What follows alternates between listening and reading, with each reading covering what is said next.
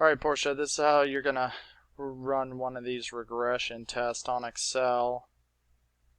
Just as a refresher, I'm going to bring up a new sheet though.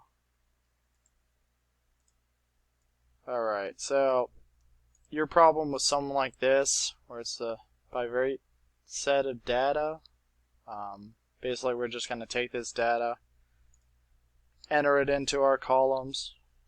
So I'll go ahead and put an X, I'll go ahead and put a Y, and just for quick purposes I'm just going to copy what I already did.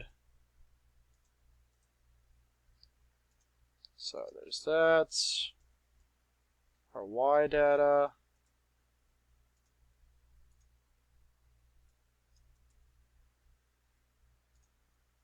Alright, so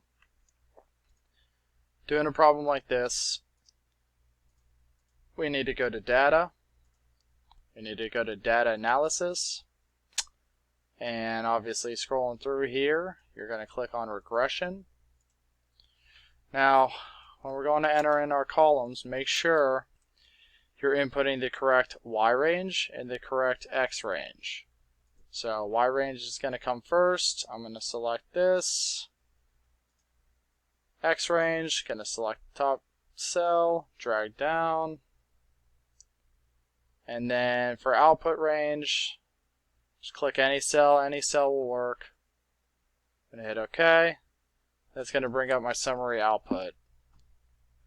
Now, when it comes to going ahead and get your R square, your Y, your y-intercept, and this answer right here, those can be found all within here. So our R square is in here. Now they want it in a percentage. So you're going to have to take this number, multiply it by 100, and that's how you would get that. Now our correlation coefficient, it's basically showing the same thing here, but really technically to do that, you're going to have to take this data here, and again you're going to go to formulas, you're going to go to statistical, you're going to go to Coral, and for our array 1 we're going to select our X data. For our array 2 you're going to select your Y data, hit OK. That right there will bring up your R and what the correlation coefficient is. Just make sure you report it accurate to 3 decimal places.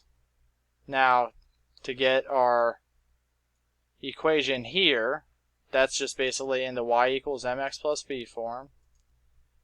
Our intercept can be found here, and our x variable can be found here.